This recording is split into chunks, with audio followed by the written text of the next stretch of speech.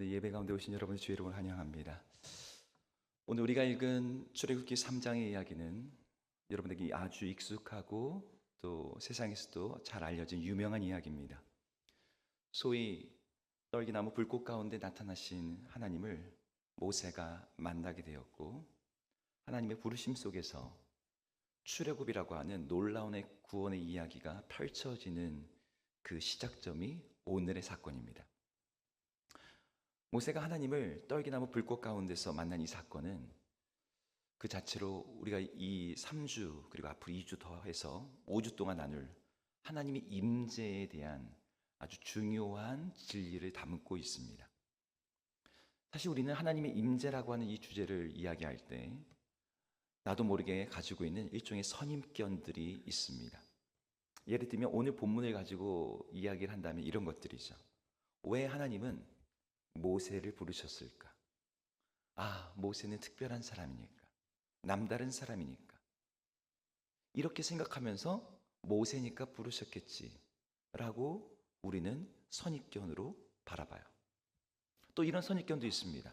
왜 하나님은 떨기나무의 불꽃으로 임재하셨을까?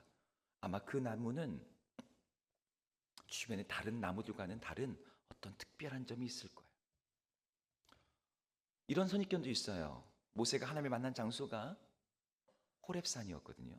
이 산에는 뭔가 신령하고 영험한 기운이 있는 그런 산일 거예요. 모세가 하나님을 만난 그 장소, 네가 선 곳은 거룩한 땅이다. 그래, 우리도 거룩한 곳으로 가면 하나님을 만날 수 있을 거야. 여러 가지 선입견들이 우리가 이 본문을 읽을 때 우리 안에 있어서 이 본문을 곧이곧대로 보지 못하게 하기도 합니다. 그런데 오늘 출애굽기 3장의 이야기는 하나님을 체험하고 하나님을 만나게 된다고 여기는 세상의 어떤 공식, 상식들을 깨트리고 있어요. 사람이 특별하다거나 장소가 특별했다거나 수단이 좋았다는 게 아니었어요. 오늘 본문에서 무엇이 모세로 하여금 이 하나님의 임재와 현은을 경험하게 했는지 저는 오늘 말씀을 통해서 다시 한번 좀 깊이 나누고자 합니다.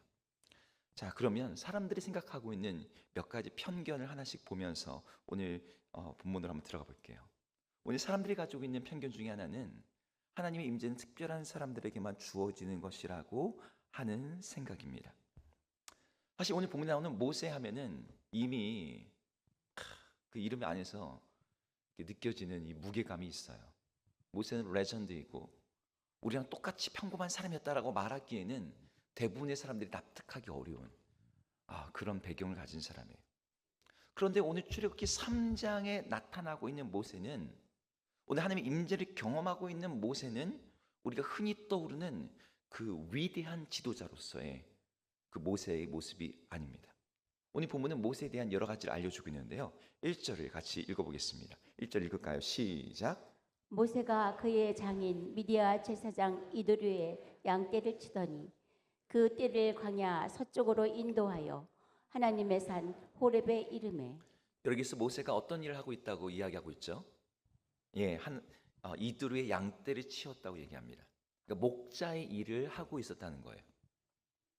우리 한국 사람들에게 목자란 단어는 굉장히 낭만적이고 목가적인 이미지를 떠올리게 하지만 중동 지역에서는 이 모세가 살던 시대나 2000년이 지난 예수님의 때에나 가장 힘들고 천대받던 직업 하면 떠오르는 직업이 바로 이 가축대를 돌보는 일이었습니다.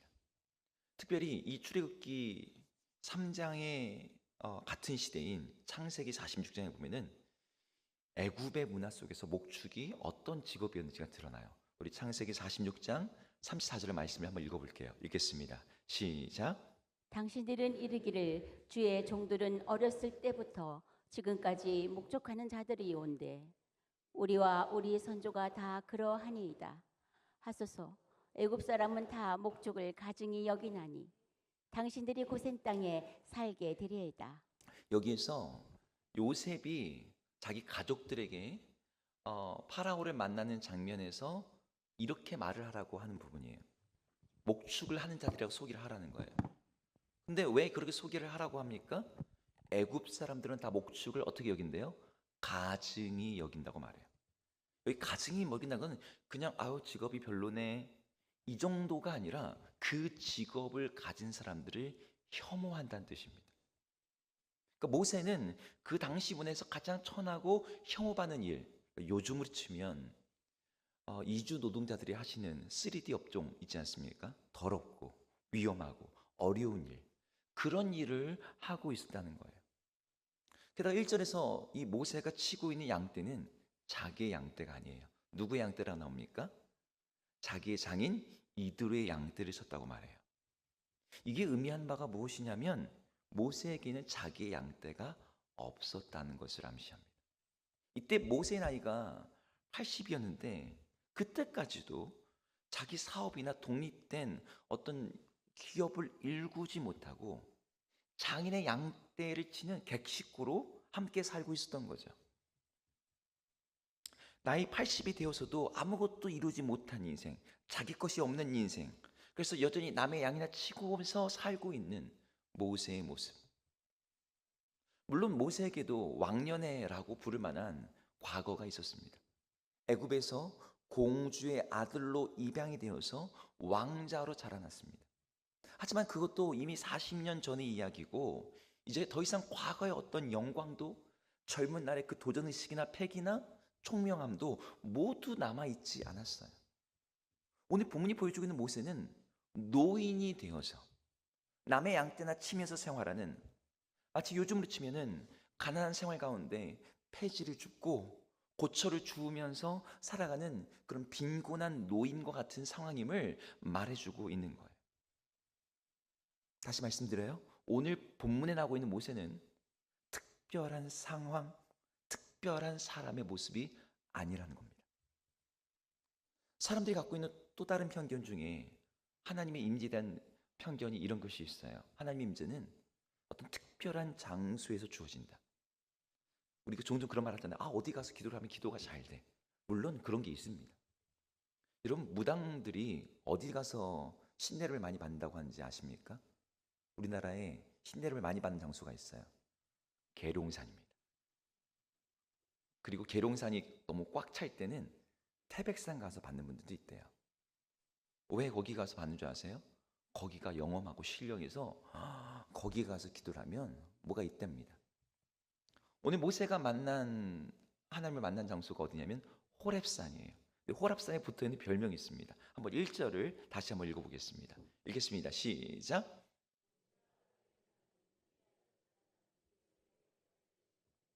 그들을 강야 서쪽으로 인도하여 하나님의 산 호렙에 이르매. 여기 보니까 호렙산을 뭐라고 부르고 있어요? 하나님의 산. 어떤 분들은 이 특별한 장소를 주목해요.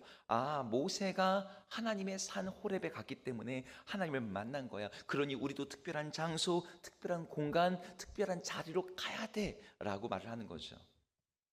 저는 여러분들에게 공간의 힘, 장소의 힘을 부인하고 싶지 않아요. 하지만 공간이 하나님의 임재를 좌우하는 핵심 조건이 아닙니다. 예수님이 말씀하셨죠. 야, 너희가 하나님의 성전이라고 부르는 그 장소가 하나님의 임재를 보장하지 않는다. 너희들이 하나님의 보좌가 있다는 그 하나님의 법궤를 어깨에 메고 전쟁터에 나간다고 해서 하나님이 너희랑 함께하는 게 아니야. 성경은 끊임없이 그걸 이야기하거든요.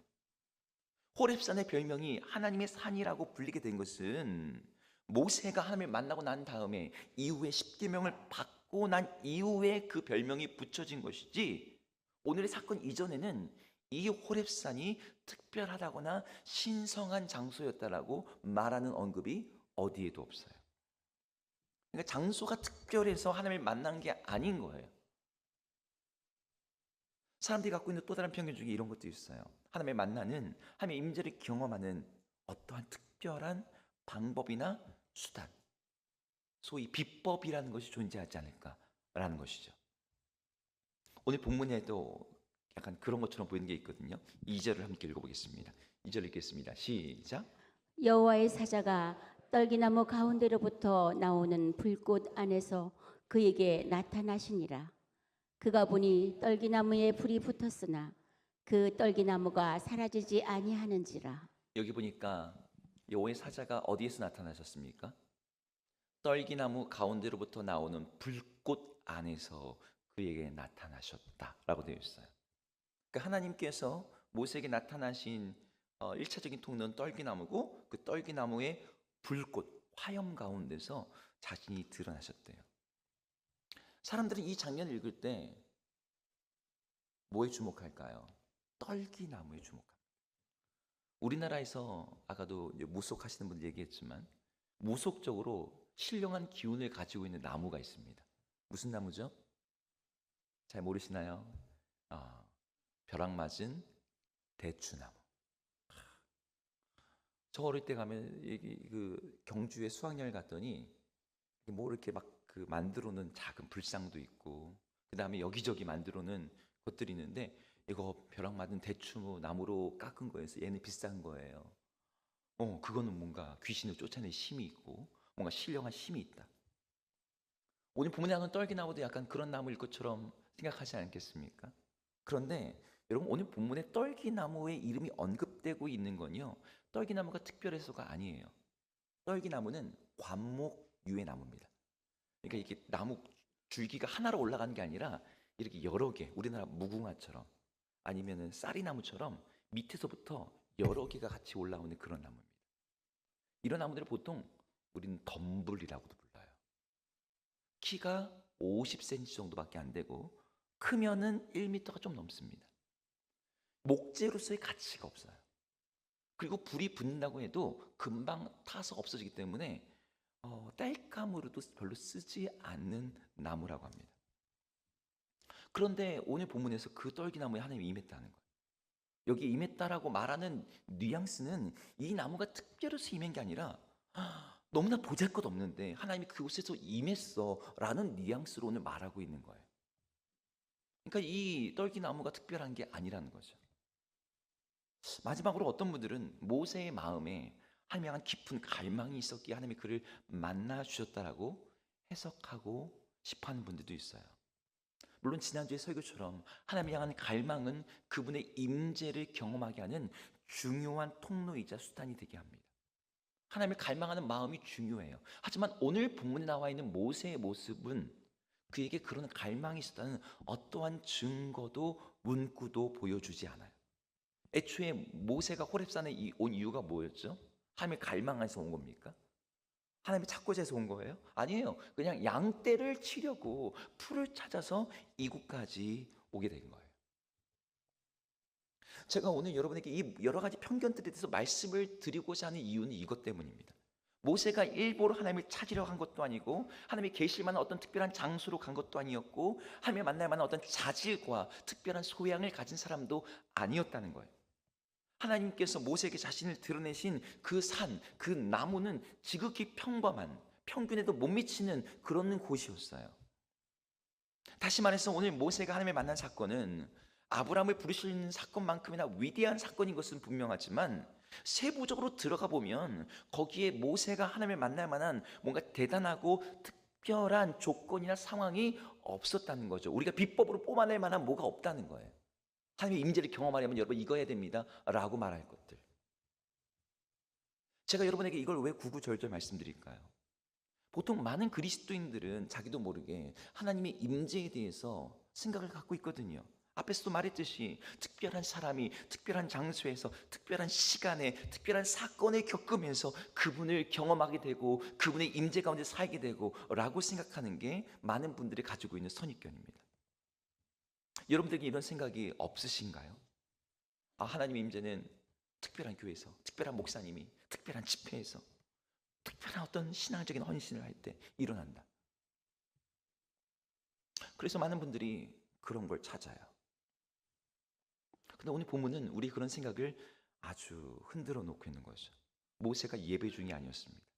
모세가 기도하지 않았어요. 모세가 금식하던 것도 아니었습니다. 그냥 평범한 하루를 살고 있었고 지루한 일상을 반복하고 있었고 아무도 주목하지 않은 그 평범한 일을 하고 있었습니다. 그런데 그 평범한 일상에서 하나님이 모세 앞에 나타나신 거죠.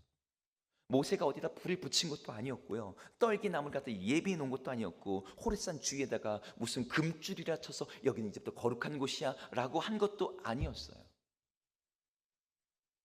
오늘 모세가 한 일은 단 하나였습니다. 오늘 3절을 한번 읽어볼까요? 3절 읽겠습니다. 시작. 이에 예. 모세가 이르되 내가 돌이켜 가서 이 큰 광경을 보리라. 모세가 한 건 돌이켜 봤다는 거예요. 4절도 한번 읽어볼게요. 4절 읽겠습니다. 시작. 여호와께서 그가 보려고 돌이켜 오는 것을 보신지라. 네, 여기에 아주 의미심장한 말의 연결이 있는데요. 모세가 이 큰 광야를 보리라라고 말하는데 모세가 본 것보다 먼저 하나님이 모세를 보셨다는 거예요. 그러니까 여기 나오는 하나님의 임재는 모세가 뭔가를 해서 만들어낸 사건이 아니라 이미 모세가 보기도 전에 있었던 그 자리에 있던 거였습니다. 다만 차이가 있다면 어떤 사람은 그냥 지나갈 수 있는 것을 모세가 돌이켜서 가서 보았다는 거예요. 하나님의 임재를 경험하는 사람과 그것을 경험하지 못하는 사람의 차이는 어떤 특정한 상황과 조건에 있는 것이 아니라 시선에 있어요. 제가 좋아하는 그 작가 중에 애니 딜라드라는 분이 있습니다. 그분이 오늘 이 본문을 가지고 이런 문장 하나를 만들어냈어요. 함께 같이 이 문장 읽어보았으면 좋겠는데요. 같이 읽어보겠습니다. 시작. 하나님의 불꽃이 타오르는 떨기나무는 우리 주변 여기저기에 있다. 다만 그것을 본 사람만이 그 발에 신을 벗는다. 애니 달라드.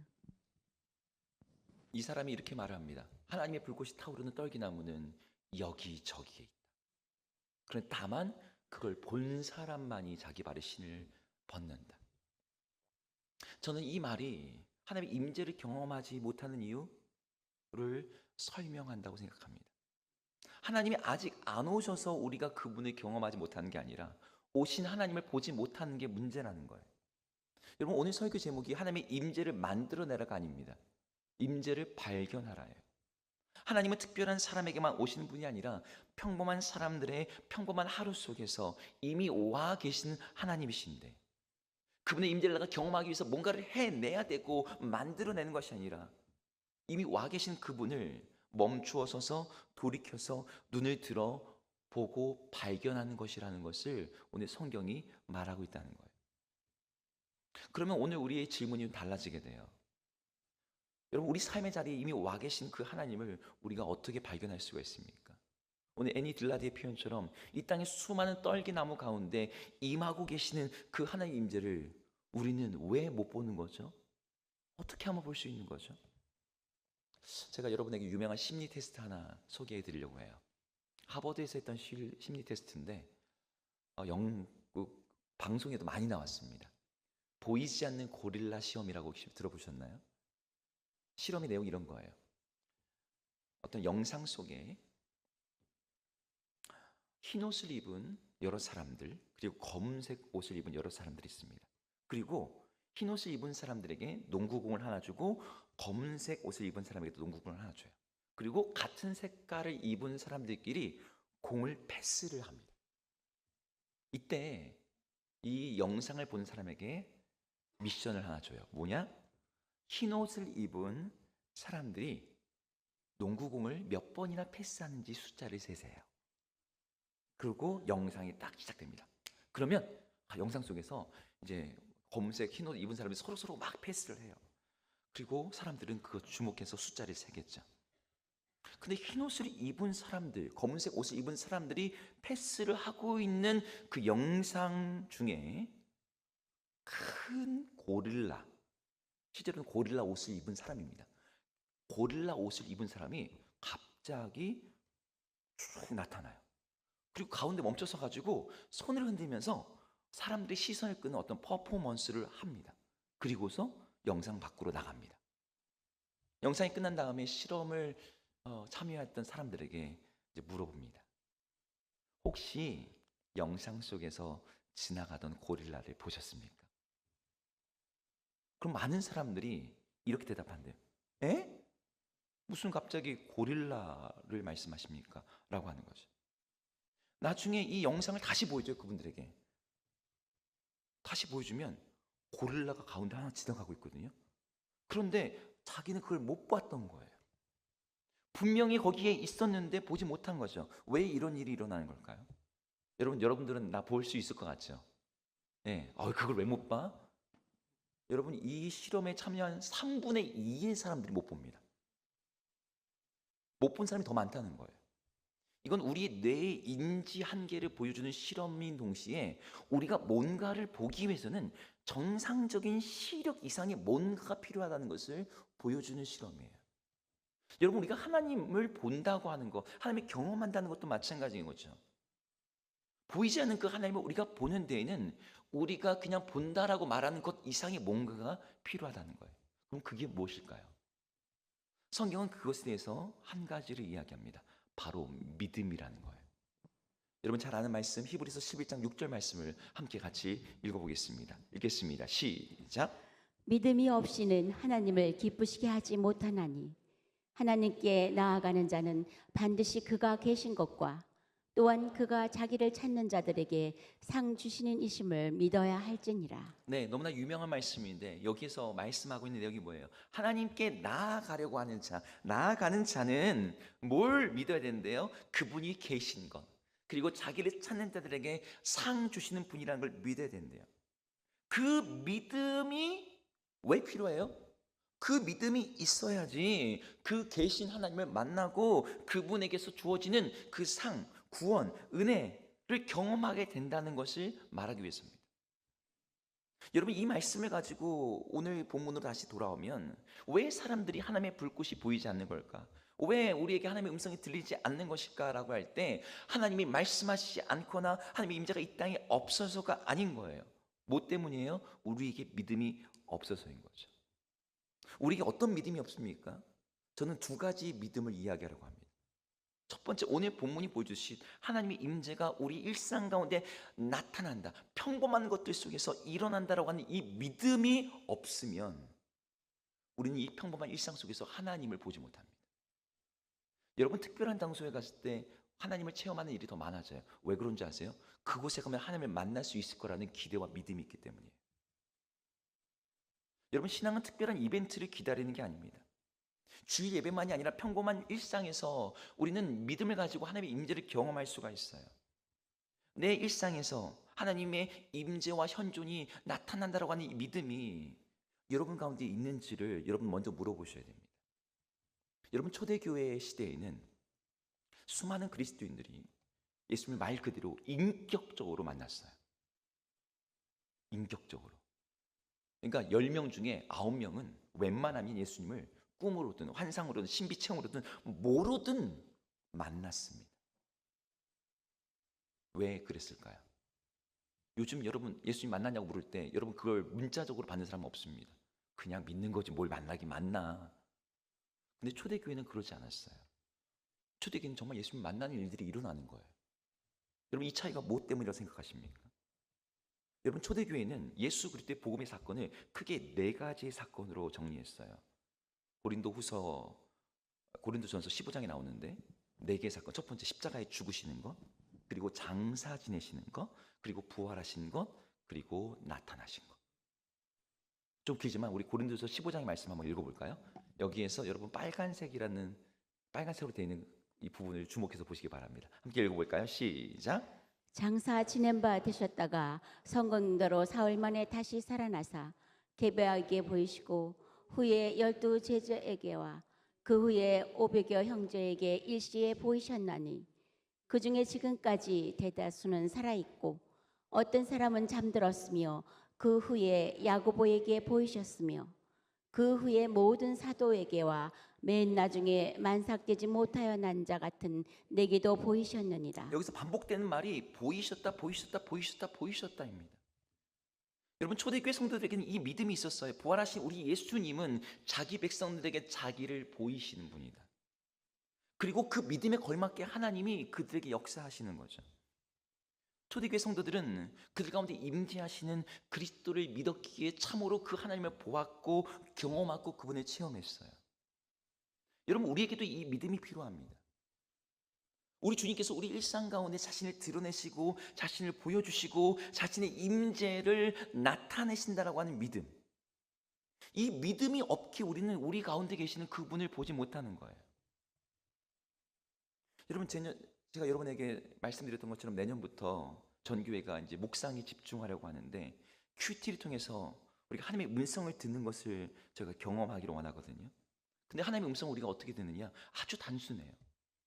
오늘 주어진 그날 본문이 있습니다. 근데 그 평범한 본문을 통해서 하나님이 나에게 개인적으로, 직접적으로, 내 삶에 구체적으로 말씀하신다라고 하는 그 믿음을 가지고 여러분들이 본문을 읽으면 주님이 말씀하시는 음성이 들려요. 말씀을 통해서 하나님께서 우리에게 자신의 음성을 들려주십니다. 저는 우리 주단교회 모든 성도님들이 바로 이 믿음을 가지고 우리 일상 속에서 임재하시는 그 하나님을 볼 수 있기를 주의 이름으로 축복합니다. 오늘 본문이 우리에게 또한 말해주는 우리가 주님을 보지 못하는 이유, 봐야 되는 이유로 언급되는 두 번째 믿음은 하나님께 돌이키는 자가 그분의 임재를 선명하게 볼 수 있다는 거예요. 하나님께 돌이키는 자가 하나님의 임재를 선명하게 본다. 오늘 4절 한번 읽어보겠습니다. 4절 읽겠습니다. 시작. 여호와께서 그가 보려고 돌이켜 오는 것을 보신지라 하나님이 떨기나무 가운데서 그를 불러 이르시되 모세야 모세야 하시매 그가 이르되 내가 여기 있나이다. 여기서 하나님께서 모세가 떨기나무에 임한 불꽃을 보려고 돌이켜 오는 걸 보셨다고 되어 있습니다. 이 말은 뭘 의미하냐면 모세가 원래 가려던 방향이 있었다는 거예요. 그죠? 그런데 원래 가려던 방향이 있는데 떨기나무에 일어난 현상을 보려고 돌이켜서 가야 됐대요. 양떼를 이끌고 가던 방향에서 돌이켜 가는 이 번거로움과 수고로움을 감내하면서 모세는 기꺼이 떨기나무로 향해서 갔습니다. 하나님은 그런 모세의 행동을 보고 계셨어요. 모세가 떨기나무로 보려고 돌이켜 오는 걸 보셨다는 거죠. 그때 하나님은 무슨 일을 하세요? 모세의 이름을 부르십니다. 모세에게 인격적으로 자신을 드러내세요. 저는 하나님의 일하심을 결과적으로 현상적으로 본 것과 하나님의 임재를 누리는 것은 전혀 다른 차원의 것이라고 여러분들에게 말씀드리고 싶어요. 여러분 우리들이 어떤 초자연적인 기적을 볼 수 있습니다. 이해되지 않는 정말 이거 하나님이 하신 거야 라고 밖에 말할 수 없는 어떤 결과들을 볼 때가 있어요. 어떤 놀라운 체험들이 있을 수 있는 거죠. 하지만 여러분 그것이 하나님의 임재를 누린다 혹은 하나님의 임재 가운데 산다는 말은 아닙니다. 하나님의 임재를 누린다라고 할 때 그 임재를 누리는 것의 핵심은요, 그분과의 인격적인 교제예요. 모세가 떨기나무에 붙은 타오르는 불꽃, 그런데 또 타지 않고 있는 그 신기한 나무를 봤습니다. 이것도 놀라운 광경이죠. 근데 거기서 멈추지 않고 이 큰 광경을 보리라고 결단하며 그의 방향을 돌이켜 왔을 때 하나님의 음성이 모세에게 들려왔습니다. 여러분 우리 하나님의 임재라는 건 그냥 분위기상으로 결과를 통해서 아는 정도가 아닙니다. 그분이 인격적으로 누리고 그분의 임재 속에서 그분과 교제하는 관계로 들어가는 그런 임재의 차원이 있어요. 거기에 뭐가 필요한 거예요? 그 하나님의 일하심을 보기 위해서 수고로움과 번거로움에도 불구하고 기꺼이 돌이키고자 하는 오늘 이 모세의 태도가 필요한 거죠. 그럼 뭐가 돌이키게 만들까요? 우리가 돌이키면 보통 회개를 많이 떠오르는데 물론 회개가 하나님의 임재를 누리게 하는 아주 중요한 수단이 됩니다. 하지만 오늘 본문에서의 모세의 돌이킴의 핵심은 저는 질문이라고 생각해요. 오늘 본문에서 모세를 돌이키게 만들었던 질문이 있었어요. 아까 4절에 나왔는데 무엇이었냐? 떨기나무가 어찌하여 타지 아니하는 거였습니다. 여러분 우리가 하나님의 임재를 누리기 위해서는 질문이 필요해요. 우리 삶의 모순, 우리 삶의 이상한 지점들, 내가 가지고 있는 신앙과 다른 내 삶의 어떤 여러 가지 상황들, 여러분 그걸 붙들고 질문하는 사람들이 우리 삶 가운데 역사하시는 그 하나님을 인격적으로 경험하게 돼요. 근데 많은 사람들에게 이 질문이 없습니다. 신앙생활을 하면서 하나님께 묻는 게 없어요. 여러분 제가 인격적인 기도를 이야기할 때 많이 언급하는 게 있습니다. 인격적인 기도는 질문하는 기도입니다 라고 말을 합니다. 하나님께 묻질 않아요. 그러니까 하나님이 말씀하시는 걸 못 들어요. 그냥 내가 원하는 것만 이야기하고 끝냅니다. 기도할 때 하나님 이거 해주세요, 이거 해주세요, 이거 해주세요. 내가 원하는 건 이거예요. 그럼 그게 됐냐 안 됐냐 가지고 하나님이 응답하시다 안 됐냐 갖다가 판단을 합니다. 아니죠. 인격적인 기도는요 대화가 되는 기도예요. 소통하는 기도예요. 그러려면 뭐가 필요해요? 질문을 해야 되죠. 하나님께 말씀을 하실 시간과 어떤 여지를 드려야 되죠. 제가 지난주에 한 주간 묵상을 하면서 붙들었던 질문이 있었어요. 왜 하나님은 선하시지? 왜 하나님은 선하신가? 하나님은 전지전능하시고 그분이 유일하신 분이고 그래서 자기 맘대로 할 수 있잖아요. 누가 뭐라고 할 사람이 없어요. 나쁜 짓은 뭐든 하나님이 그냥 하고 싶은 데 다 하셔도 돼. 근데 제가 이 질문을 붙잡고 일주일을 살면서 제가 보게 된 하나님의 모습이 있습니다. 여러분, 우리에게도 이런 질문이 필요한 거죠. 온 교회가 여러분 묵상을 통해서 붙들고자 하는 것 중에 하나가 바로 이런 질문이에요. 많은 분들이 성경을 읽지만 그냥 별 생각 없이 읽어 내려갑니다. 주어진 분량을 제한된 시간 안에 읽는 것, 거기에다가 의미를 둬요. 질문을 하지 않아요. 근데 여러분 묵상을 할 때 말씀 앞에 감춰져 있는 어떤 상황, 모순의 앞에서 우리가 질문하는 거죠. 왜 저 작은 떨기나무는 타서 없어지지 않는 거지? 어떻게 해서 저 불꽃은 계속해서 타오를 수가 있는 거지? 오늘 모세가 질문했던 것처럼 우리도 그렇게 하나님 앞에 질문하는 것을 통해서 우리의 삶 가운데 말씀하시고 나타나시고 일하고 계시는 하나님의 임재를 보게 되는 것입니다. 모세가 처음에 봤던 것은 불이었지만 모세가 돌이킴으로 말미암아 그 질문을 가지고 갈 때 자기의 이름을 부르시는 하나님을 만나게 되었어요. 하나님은 여러분 기적을 구경하는 사람들에게 나타나지 않습니다. 돌이켜 자기에게 오는 사람에게 말씀하시는 분이에요. 여러분의 삶에서 아무리 놀라운 체험이 있어도 그냥 신기하다 라고 넘어갈 수 있습니다. 하지만 평범해 보이는 일상 속에서도 왜 그러지? 이게 무슨 뜻이지? 하나님께서 여기서 어떤 일을 하고 계신가? 라고 우리가 질문하게 될 때 여러분 그 작은 일들 속에서 일하시는 우리 하나님을 보게 돼요. 여러분 이 차이가 임재를 아는 신앙과 임재를 사는 신앙으로 가르게 만드는 거죠. 제가 다시 말씀드립니다. 하나님의 임재는 어떤 기이한 현상이나 경험을 하는 게 아니에요. 그 앞에서 돌이켜 보는 사람들이 자신을 부르시는 그 하나님을 인격적으로 만나는 것이 진짜 임재의 사건인 거죠. 따라서 여러분 우리가 하나님의 임재가 없는 게 문제가 아니라 너무 바빠서 돌이킬 여유가 없고 우리가 하나님께 질문할 때 거기에 하나님께서 대답하신다라고 하는 이 믿음이 없음으로 인해서 우리는 하나님의 임재를 경험하지 못하는 겁니다. 여러분들이 작은 질문들 왜 이렇지? 하나님께서 여기서 무엇을 말씀하시는지 묻고 하나님께 나아갈 때 조용하지만 분명하게 말씀하시는 우리 주의 음성을 듣게 됩니다. 이곳의 모든 분들이 우리의 이름을 부르시는 그 주의 음성을 그 깊은 임재를 경험하기를 주의 이름으로 축복합니다. 오늘 말씀을 마무리할게요. 하나님의 임재는 특정한 장소와 특별한 사람에게 임하는 것이 아닙니다. 하나님의 임재는 우리 일상의 자리, 바로 지금 이 자리, 이 예배당 안에만이 아니라 여러분들이 일하는 일터, 여러분의 가정, 지금의 삶의 모든 자리마다 우리 하나님이 충만하게 편재해 계십니다. 따라서 문제는 하나님이 오시느냐 안 오시느냐가 아니라 우리가 우리 가운데 와 계시는 그 하나님을 돌이켜서 보느냐 아니면 그냥 지나치는가예요. 하나님은 큰 사건으로 말씀하지 않으세요. 작은 떨기나무로 보이지 않는 일상에서 때로는 이해되지 않는 질문 하나를 가지고 우리에게 다가오십니다. 그러면서 우리에게 내가 여기 있다 라고 하시는 거죠. 여러분 그때 우리도 기도하면서 주님께 그 주님의 임재를 붙들어야 되는 거예요. 주님 임재해 주세요 라고 구하는 게 아니라 주님 이미 와 계신 그 주님 제가 보게 해 주십시오. 이미 말씀하신 주님께 제가 듣게 해 주십시오. 여러분 이번 한 주를 사실 때 서두르지 마시고 그냥 쉽게 지나치지 마시고 말씀 앞에서 곱씹어 가시면서 우리 일상 앞에서 하나님의 묵상하시면서 그렇게 멈추고 돌이키고 질문해 보십시오. 그러면 우리 가운데 임하시는 그 하나님의 불꽃, 우리 가운데 이미 함께 하고 계시는 그 하나님을 보게 될 줄로 믿습니다.